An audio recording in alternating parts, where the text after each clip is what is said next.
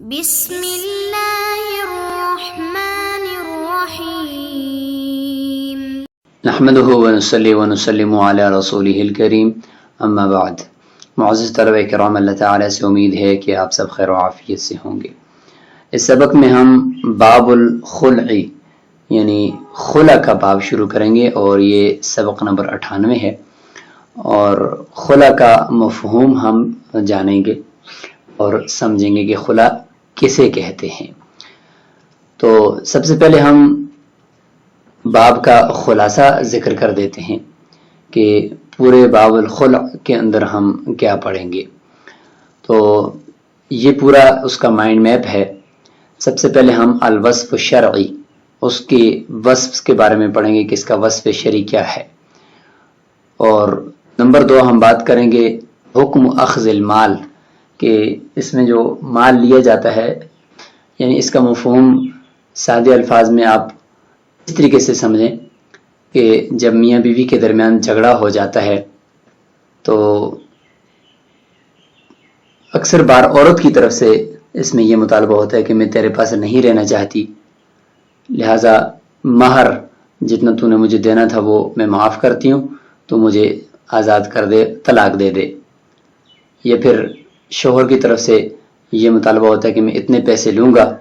یا اتنی رقم تجھ سے لوں گا یا فلاں چیز میں لوں گا تو پھر تمہیں میں آزاد کر دوں گا، طلاق دے دوں گا۔ اور کبھی عورت عدالت کی طرف رجوع کرتی ہے اور عدالت سے اپنی خلع کی ڈگری نکلوا لیتی ہے۔ اس کے اندر شرعی حکم کیا ہے وہ بھی اپنی جگہ پر آئے گا۔ یہ ہے خلع کا مفہوم، جس میں عورت باقاعدہ کچھ عوض دے کر اپنے آپ کو اس مرد سے جدا کرتی ہے، اور اگر اس طرح کی کوئی صورتحال ہے کہ جس میں یہاں تک نوبت آ جاتی ہے تو شریعت نے اس کی بھی اجازت دی ہے اور گنجائش نکالی ہے۔ تو فرماتے ہیں حکم اخذ المال، تو اس میں جو مال لیا جاتا ہے، شوہر لیتا ہے، اس کا کیا حکم ہے، اس کو ذکر کیا جائے گا۔ الطلاق علی مال، اسی طریقے سے ایک ہوتا ہے خلع اور ایک ہوتا ہے طلاق علی مال،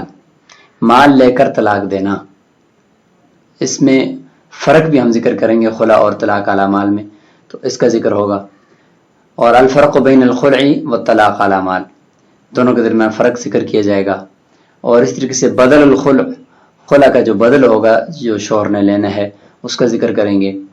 اور الصور الثلاثۃ للطلاق علی مال، طلاق علی مال کی 3 صورتوں کا ذکر ہوگا۔ حکم الخلع، خلع کا حکم ذکر کیا جائے گا ذرا تفصیل کے ساتھ۔ الاختلاف بین الزوجین فی الطلاق علی مال، کہ طلاق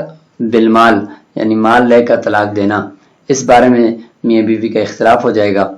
اس کا ذکر ہوگا۔ مسئلۃ المبارات ہے، یعنی شوہر جو ہے وہ برات کا اعلان کر دے نکاح سے، تو اس حوالے سے ہم ذکر کریں گے اس کے احکامات کو۔ اور اسی طریقے سے خلع الابی ابنتہ الصغیرہ،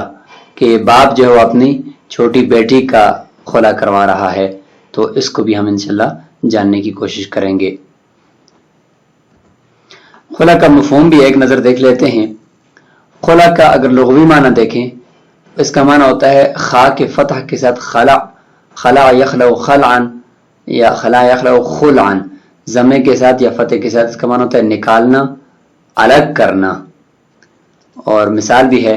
کہ خالعت المرأة زوجها، عورت اپنے شوہر کے سے خلع کر رہی ہے، یعنی اختلعت منہ بمالها، مال دے کر اس سے الگ ہو رہی ہے، الگ ہونے کے معنی میں ہوگا۔ اور اس طریقے سے خا کا اگر فتح استعمال کریں تو یہ حقیقتاً کسی چیز کو نکالنا، جوتے کو نکالنا، لباس کو نکالنا، کپڑے کو نکالنا، تو اس کو کہتے ہیں۔ اور اگر ضمے کے ساتھ ہو خلع تو نزع مجازی ہوگا، مجازن نکالنا، تو گویا کہ نکاح کی قید سے عورت کو آزاد کرنا، یہ اس سے مراد ہوگا۔ اصطلاحی تعریف یہ ہے عبارت عن اخذ مال المرأة بإیذاء ملک النکاح بلفظ الخلع، یعنی خلع کہتے ہیں عورت سے لفظ خلع کے ساتھ ملک نکاح کے مقابلے میں مال لینا۔ خلع کا حکم یہ ہے کہ یہ طلاق بائن ہے، لہذا جو طلاق بائن والی شرائط ہوں گی وہی اس میں ہوگی، لیکن نیت اس میں نہیں ہوگی، چونکہ مال لے کر آزاد کیا عورت کو کیا جا رہا ہے اور طلاق دی جا رہی ہے، تو یہ مال لینا ہی یہ گوئے کہ ایک طرح کا مذاکرہ طلاق ہے کہ تم اتنا مال مجھے دو گی، اور باہمی رضامندی بھی ہوتی ہے اور مذاکرہ طلاق بھی ہوتا ہے۔ اور اس کی صفت یہ ہے کہ امام ابو حنیفہ رحمۃ اللہ کے نزدیک یہ شوہر کی طرف سے تو خلا یمین ہے کہ تم اتنے پیسے دو گی تو تب تمہیں طلاق دوں گا، یا تب تم میرے نکاح سے جاؤ گی، اور عورت کی طرف سے یہ معاوضہ ہوتا ہے، لفظ جب معاوضہ تو اس کے اوپر معاوضہ والے احکامات ہوں گے، اور شوہر کی طرف سے یہ یمین والے احکامات لاگو ہوں گے، جبکہ صاحبین کے نزدیک دونوں جانب سے یہ یمین ہے، معاوضہ نہیں ہے۔ باب الخلع، الہ سے اس کو مؤخر کیا کیونکہ الہ کے اندر مال نہیں ہوتا، تو اس لیے وہ طلاق کے ساتھ ذرا زیادہ مشابہت رکھتا تھا، تو اس لیے ادھر اس کو ذکر کر دیا، اور اس میں چونکہ مال ہوتا ہے بدلے میں تو اس لیے اس کو الگ ذکر کر دیا۔ اور الہ کے اندر عام طور پر مرد کی طرف سے نشوز ہوتا ہے کہ وہ زیادتی کرتا ہے، قسم کھاتا ہے، اور خلع کے اندر عورت کی طرف سے عام طور پر ہوتی ہے زیادتی کہ وہ خود نہیں رہنا چاہتی اور شوہر سے جدائی اختیار کرتی ہے، تو اس لیے جو شوہر کے ساتھ متعلق چیز تھی وہ طلاق کے ساتھ اس کو ذکر کر دیا، اور اس کے بعد پھر یہ عورت کے متعلقہ چیز کو اس کے بعد ذکر کر دیا۔ باب الخلع، وَإِذَا تَشَاقَّ الزَّوْجَانِ وَخَافَا أَلَّا يُقِيمَا حُدُودَ اللَّهِ فَلَا بَأْسَ بِأَن تَفْتَدِيَ نَفْسَهَا مِنْهُ بِمَالٍ يَخْلَعُهَا بِهِ۔ حقیقت میں یہ سورہ بقرہ کی جو آیت ہے طلاق مرتان کا جو رکوع ہے، اسی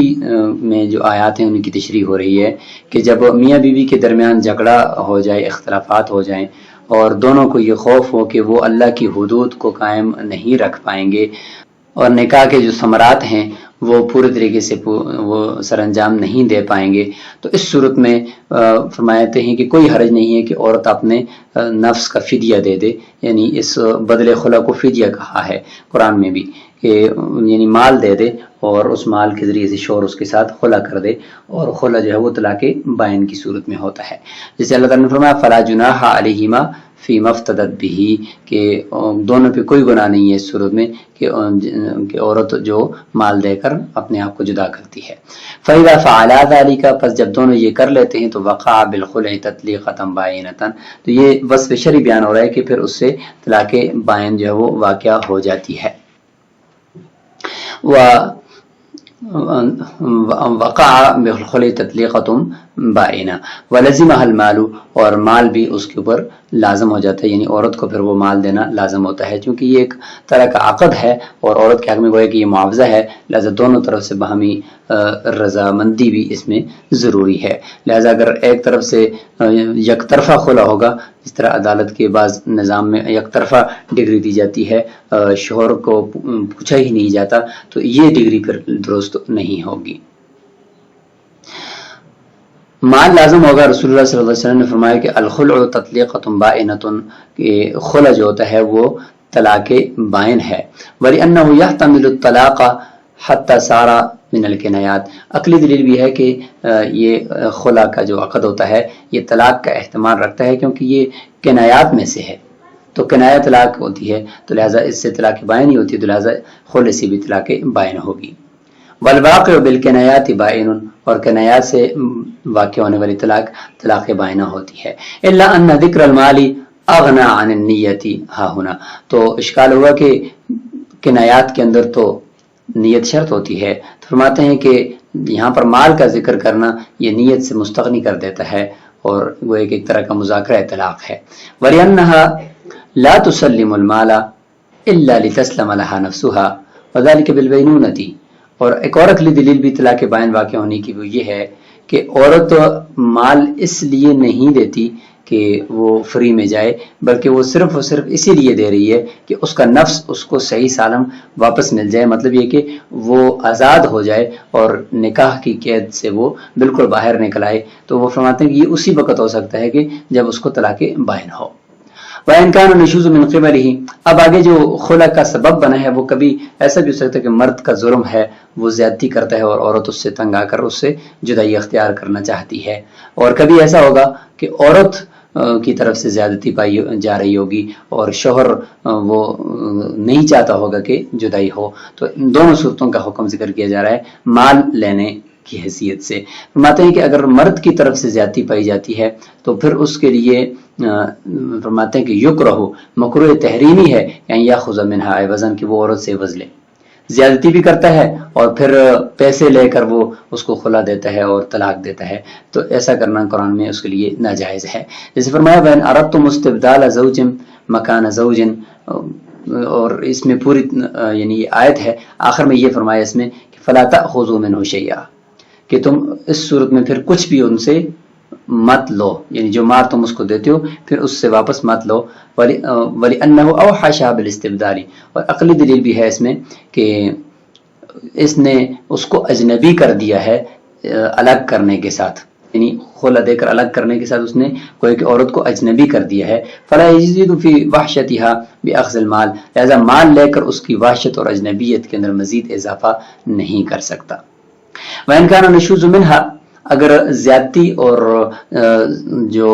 کوتاہی ہے وہ عورت کی طرف سے ہے تو کرہنا لہو ان یأخذ منها اکثر مما آتا، پھر بھی ہم کہتے ہیں کہ جتنا عورت کو اس نے دیا ہے اتنا ہی لے لو، اس سے زیادہ لینا مکروہ ہے. مکروہ ہے اس کے لیے ہم نے مکروہ قرار دے دیا، ہم ناپسندیدہ سمجھتے ہیں اس کو کہ وہ لے لے اس سے زیادہ جتنا اس نے اس عورت کو مہر کے طور پر دیا تھا، بس صرف مہر کی مقدار کی بقدر لے سکتا ہے. وفی روایت الجامع صغیر، جامع صغیر کی ایک روایت یہ بھی ہے کہ تاب الفضل ایضا، کہ زیادتی بھی اس کے لیے جائز ہے. لاطلاق ما تلونا، جو ہم نے آیت تلاوت کی ہے بدءا یعنی شروع میں جو ہم نے آیت تلاوت کی ہے کہ فلا جناح علیہما فیما افتدت بھی، کہ ان کے بھی کوئی گناہ نہیں ہے کہ جو کچھ مال عورت دینا چاہے. تو جو کچھ مال دینے کا مطلب ہے کہ اجازت ہے، اور ایک ہوتا ہے اجازت اور ایک ہوتا ہے اباحت. تو فرماتے ہیں کہ اس کو شوہر کو مال لینے کی اجازت ہے اور عورت کو بھی جتنا بھی وہ مال دیتی ہے تو دینے کی اجازت ہے، تو اس لیے فرماتے ہیں کہ جائز ہے. ووجہ الاخری، لیکن یہ جو دوسری روایت ہے اس کی وجہ یہ ہے کہ یعنی زیادہ نہ لے. وہ رسول اللہ صلی اللہ علیہ وسلم کے پاس ایک عورت آئی جو ثابت بن قیس بن شماس کی بیوی تھی، اور وہ کہنے لگی کہ میں ثابت بن قیس کے بارے میں مزید تو کچھ نہیں کہتی لیکن میرا دل نہیں چاہتا کہ میں اس کے ساتھ زندگی گزاروں. تو آپ صلی اللہ علیہ وسلم نے فرمایا کہ وہ جو باغ آپ کو اس نے دیا تھا تو کیا وہ باغ آپ واپس کرنا چاہتی ہو؟ تو اس نے کہا کہ ہاں میں اس سے زیادہ بھی دینا چاہتی ہوں. فرمایا اما زیادت فلا، جہاں تک زیادتی کی بات ہے وہ آپ نہیں دیں، جتنا مال ہے بس مہر کی شکل میں آپ کو دیا ہے وہی آپ دیں. تو اس صورت میں اگر آپ دیکھیں تو عورت کی طرف سے زیادتی تھی، وہ نہیں رہنا چاہتی تھی، لیکن پھر بھی آپ سے فرمایا کہ نہیں زیادہ مال آپ نہیں دے سکتی، جتنا اس نے آپ کو دیا ہے اتنا ہی آپ اس کو دے دیں. یہ حضرت عطا اور زبیر سے تو یہ مرسلن روایت ہے، اور امام دارقطنی نے اپنے سنن دارقطنی میں اس میں حضرت ابن جریج سے ذکر کیا ہے کہ ثابت بن قیس بن شماس ان کے پاس زینب بنت عبداللہ بن ابی بن سلول تھیں، تو انہوں نے ایک بڑا قیمتی باغ بھی ان کو دیا تھا، لیکن وہ ناپسند کرتی تھیں حضرت ثابت بن قیس کو، تو پھر یہ واقعہ پیش آیا تھا. وقد كان النشوز منها، اور زیادتی بھی اسی زینب بنت یعنی جو ان کی ثابت بن قیس کی بیوی ہیں زینب، ان کی طرف سے تھی. ولو اخذ زیادت جاز فی القضاء، فرماتے ہیں کہ اگر زیادہ مال لے بھی لیا اس نے، عورت کی طرف سے زیادتی تھی لیکن پھر بھی زیادہ مال لے لیا شوہر نے، مال سے زیادہ لے لیا تو جائز ہے قضاء. وكذلك اذا اخذ والنشوز منه، اور اسی طریقے سے اگر زیادتی بھی مرد کی ہو اور پھر بھی وہ زیادہ مال لے لے تو پھر بھی قضاء تو جائز ہے، کیونکہ لأن مقتضى ما تلونه شيئا فلا جناح عليهما فيما افتدت به، کہ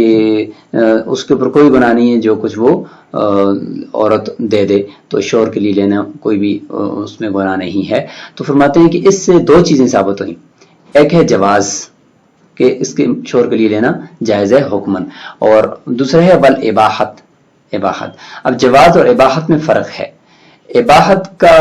جو متضاد ہے وہ ہے کراہت، اور جواز کا جو متضاد ہے وہ ہے حرمت. لہذا اباحت جو ہوگی وہ جائز بھی ہوگا، لیکن جو جائز ہوگا وہ مباح ہوگا ایسا نہیں ہے. لہذا جو جائز ہے وہ کبھی کبھار یعنی مکروہ بھی ہو سکتا ہے، لیکن جو مباح ہے وہ مکروہ نہیں ہوگا